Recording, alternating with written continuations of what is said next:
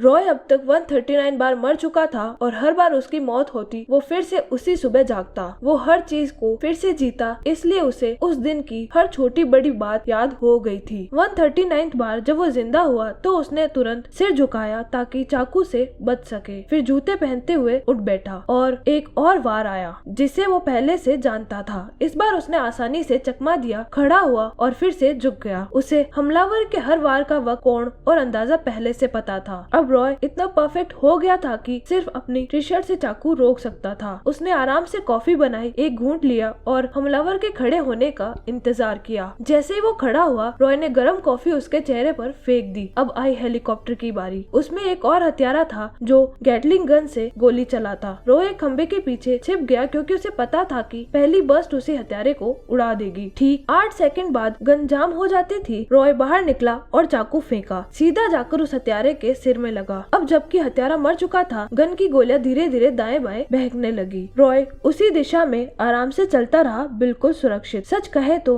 रॉय को आज तक ये पता नहीं था कि उसके पीछे लोग क्यों पड़े हैं। बस उसे इतना मालूम था कि हेलीकॉप्टर 8 सेकंड में उसके कमरे से टकराएगा, उसके रोटर ब्लेड्स 13 सेकंड बाद नीचे गिरेंगे और फिर 18 सेकंड में हेलीकॉप्टर फट जाएगा। रॉय खिड़की से कूदा, एकदम सही टाइमिंग के साथ एक कचरे वाले ट्रक में जा गिरा। आपको शायद पता नहीं होगा लेकिन रॉय इस ट्रक को 22 बार मिस कर चुका था। एक बार तो वो सीधे सड़क पर गिरा और ट्रक के नीचे आकर पिस गया। इसके बाद रॉय ने एक स्पोर्ट्स कार चुरा ली क्योंकि अब उसे किसी कानून की परवाह नहीं थी, क्योंकि मरना तो तय ही था। कार का ड्राइवर हर बार वही लाइन चिल्लाता लेकिन कोई भी उसकी मदद नहीं करता। रॉय ने उसके कूल चश्मे भी ले लिए। अब आई तीसरी वेव। 2 गन वाली बहनें। रॉय को जल्दी भागना पड़ा क्योंकि ये दोनों उसे पहले भी 14 बार मार चुकी थी। पर यही नहीं, एक ही दिन में रॉय को कम से कम 7 वेव्स के हथियारों से जूझना पड़ता। बमबाज ने उसे 2 बार उड़ा दिया था और तलवारबाज में माहिर ग्वान यिन ने तो उसे 8 बार मारा था। बाकी सबको रॉय कभी न कभी मार चुका था लेकिन ग्वान यिन को नहीं। वो हर बार अचानक प्रकट होती, एक ही वार में उसका सिर काट देती और फिर गर्व से कहती, मैं ग्वान हूँ और मैंने ये कर दिखाया है। कभी कभी रॉय उन सभी से बच निकलता तो आप सोचेंगे अब वो सच्चाई जानने की कोशिश करेगा। नहीं, वो सीधा बाहर जाता है, चीन की सबसे तेज शराब की 2 बोतलें मंगवाता और खुद को नशे में डुबा देता। उसने कई बार लड़ने की कोशिश की लेकिन हथियारे बहुत ज्यादा थे और बहुत ज्यादा ताकतवर। रॉय कभी भी दोपहर 12:47 के बाद जिंदा नहीं रहता था, तो आखिरकार उसने कोशिश ही छोड़ दी।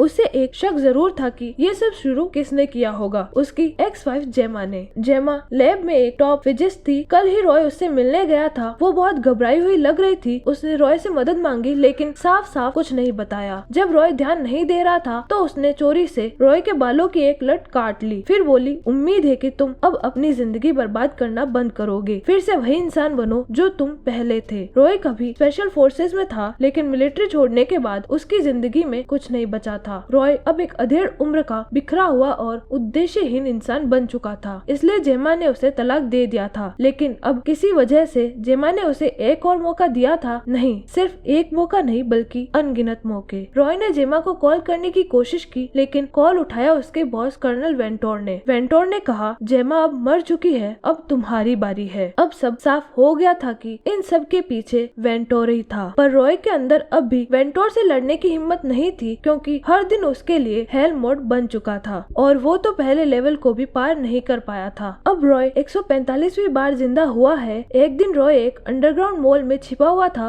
वहीं किस्मत से उसे अपना बेटा जो दिखा। रॉय एक अच्छा पिता नहीं रहा था। उसे जो से मिले हुए बहुत समय बीत चुका था और उसे इस बात का बहुत पछतावा था। इसलिए उसने तय किया कि वो अपने बेटे से बात करेगा। जब वो जो को मॉल से बाहर ले आया तो अचानक देखा कि घड़ी में 12:50 हो चुके थे। ये अब तक की उसकी सबसे लंबी जिंदा रहने की टाइमलाइन थी। लेकिन हैरानी की बात ये थी कि इस दौरान कोई भी हत्यारा नहीं आया। फिर रॉय को एक बात समझ आई, अंडरग्राउंड में मोबाइल सिग्नल नहीं था। इसका मतलब था कि कहीं न कहीं उसके शरीर में ट्रैकर लगा हुआ था। उसी वक्त हत्यारे एक एक करके उसके पास आने लगे लेकिन रॉय का पहला रिएक्शन भागना नहीं था। उसने जो को कसकर गले से लगा लिया लेकिन बहुत देर हो चुकी थी। सभी हत्यारों ने एक साथ गोली चला दी। गोलियों ने रॉय की पीठ छलनी कर दी। जमीन पर गिरते हुए मरते मरते उसने अपने बेटे को देखा। इस मौत में दर्द नहीं था, बल्कि पहली बार उसने जो की आंखों में हैरानी, दुख और प्यार देखा, और पहली बार रॉय ने सच्चा सुकून महसूस किया। 146वीं बार पुनर्जन्म में अब रॉय ने एक हत्यारे को दबोचा और उससे पूछा कि उसे ट्रैक कैसे किया जा रहा है, लेकिन हत्यारा बहुत जिद्दी था, मौत तक भी कुछ नहीं बोला। अब रॉय को खुद ही ये राज सुलझाना था। वो गया अपने दोस्त डेव के पास, जो काउंटर सर्वेलेंस एक्सपर्ट था। रॉय ने पूछा, अगर किसी इंसान में ट्रैकर लगाया जाए तो उसे सबसे छुपाकर कहाँ लगाया जाएगा? डेव बोला, दांतों में। तभी रॉय को याद आया, बीती रात एक खूबसूरत लड़की से मुलाकात हुई थी जो एक डेंटिस्ट थी। उस डेट पर वो उसे क्लिनिक ले गई थी और उसके दांतों पर काम किया था। अब रॉय दौड़ते हुए बाथरूम गया और अपने दांत खींचना शुरू कर दिए। एक एक करके हर दांत खींचते वक्त वो जोरदार शराब का एक घूंट भरता दर्द असहनीय था। आखिरकार उसे वो दांत मिल गया जिसमें ट्रैकर छुपा हुआ था। अब रॉय ने उस ट्रैकर वाले दांत को बतौर चारा इस्तेमाल किया। वो जान गया था कि हत्यारे ट्रैकर से उसकी लोकेशन जान रहे थे। अब वो पहले ही उनकी हर चाल भांप सकता था। एक एक करके उसने सबको घात लगाकर मारा। अब उसके सामने एक ही टारगेट बचा था, कर्नल वेंटोर। वो डायनो लैब्स में था। रॉय सीधे गाड़ी लेकर वहाँ पहुँचा, पूरी रफ्तार से लैब के गेट पर टक्कर मारी और दीवार से टकराकर वहीं मर गया। अगले पुनर्जन्म में अब की बार फिर कोशिश की। गाड़ी तेजी से लैब के अंदर दौड़ी। भीतर दर्जनों हथियारबंद गार्ड थे, लेकिन रॉय उस गाड़ी में था ही नहीं। उसने उसमें बम लगाए थे। गाड़ी फटी और सुरक्षा दरवाजे उड़ गए, लेकिन रॉय को ये अंदाजा नहीं था कि सिक्योरिटी हेड अचानक उसके पास आ जाएगा। तीसरी बार रॉय ने अपने क्लोन हत्यारे को मार डाला और उसी का रूप धरकर उसके आईडी कार्ड से लैब में घुस गया। वो सीधे टॉप फ्लोर की तरफ जाने लगा। लिफ्ट में चढ़ा। लिफ्ट में हथियारबंद गार्ड ने उससे आईडी मांगी। रॉय ने कार्ड स्वाइप किया, लेकिन उसे टॉप लेवल की क्लियरेंस नहीं थी। गार्ड ने तुरंत रॉय को गोली मार दी। चौथी कोशिश।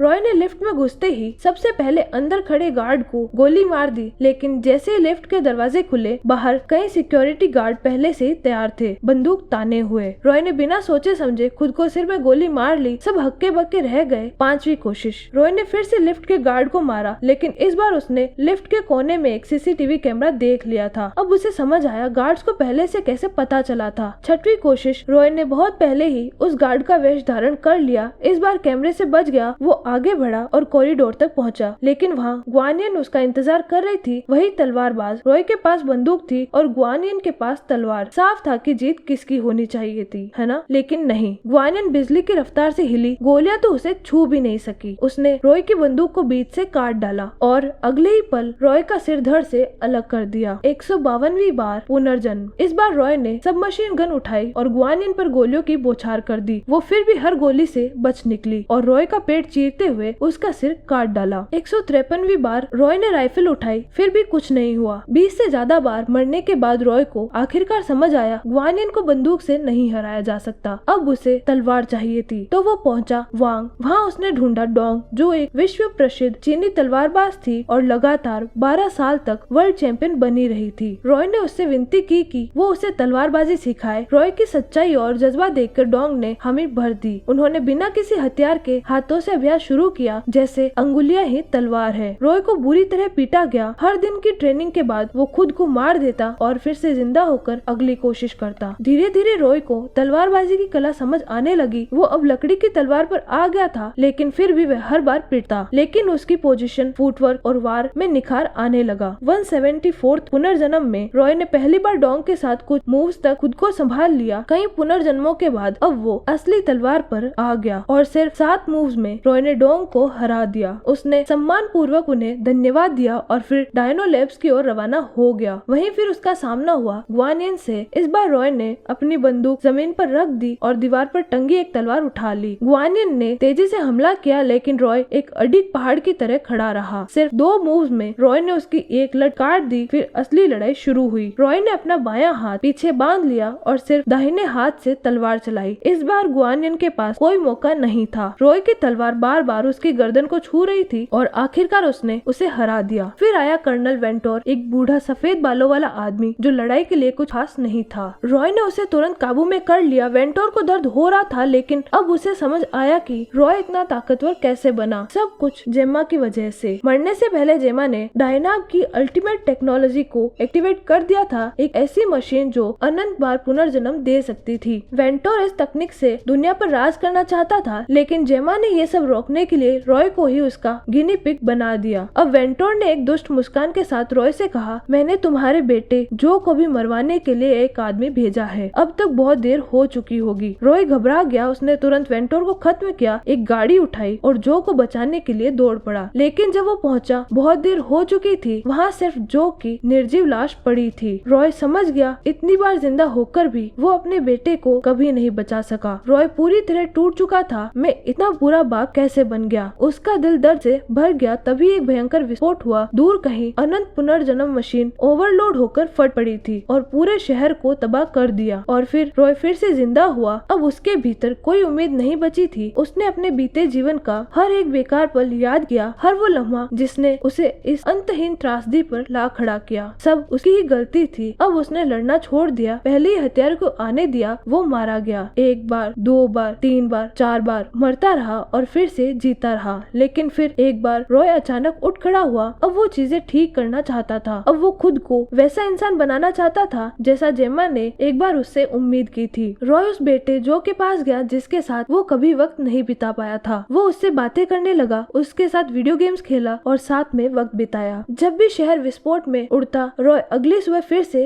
जी उठा और फिर एक और दिन जो के साथ बिताता। धीरे धीरे रॉय ने अपने बेटे को समझना शुरू किया। उसने बाप होने की असली खुशी महसूस की। फिर एक दिन जो ने कुछ ऐसा कहा जिसने रॉय को चौंका दिया। उसने कहा, आज सुबह मम्मी का कॉल आया था। रॉय को अचानक एहसास हुआ अभी भी जिंदा होती है। उसके पास अभी भी एक मौका था उसे बचाने का। रॉय ने तुरंत वेंटोर और उसके आदमियों को खत्म किया और लैब की ओर भागा। वहाँ पहुंचकर उसने सिक्योरिटी फुटेज देखा जिसमें जेमा को ठीक 7:14 पर मारा गया था। रॉय हर सुबह 7 बजे जिंदा होता। इसका मतलब उसके पास हर दिन सिर्फ 14 मिनट थे जेमा को बचाने के लिए। फिर अगली सुबह रॉय वक्त के खिलाफ दौड़ा। वो सीधे हेलीकॉप्टर में कूदा और पायलट से कहा, सीधा लैब की तरफ उड़ाओ। 7:10 पर लैब पहुंच गया। 7:12 पर उसने गैटलिन गन उठाई और सिर्फ 10 सेकंड में सभी हथियारों को ढेर कर दिया। 2 मिनट बाद वो लैब में घुसा, हर एक दुश्मन को खत्म करता हुआ आगे बढ़ा। और फिर ठीक उस पल से पहले जब वेंटोर जेमा को गोली मारता है, रॉय ने वेंटोर को पहले ही गोली मार दी। रॉय ने कर दिखाया। उसने जेमा को बचा लिया। उसने वेंटोर को हरा दिया। जेमा दौड़कर रॉय को कसकर गले लगा लिया और फुसफुसाई, मुझे पता था तुम कर सकोगे। लेकिन रुकिए, दुनिया अब भी पूरी तरह सुरक्षित नहीं थी। मशीन अब भी जल्द फटने वाली थी। जेमा ने कहा, इसे रोकने का एक ही तरीका है, किसी को इसके कोर के भीतर जाना होगा, लेकिन ये एक बड़ा रिस्क है। जो जाएगा शायद हमेशा के लिए गायब हो जाएगा। रॉय ने जेमा की तरफ देखा और अपने बेटे जो को याद किया। अब वो टूटा हुआ आदमी नहीं था जो कभी खुद से भाग रहा था। अब वो एक पति था, एक पिता था, एक ऐसा इंसान जो अपने लिए सब कुछ कुर्बान कर सकता था। बिना एक पल हिचकिचाए रॉय मशीन की ओर बढ़ा और उसके कोर में कदम रखता है और एक तेज चमकदार रोशनी उसे निगल जाती है।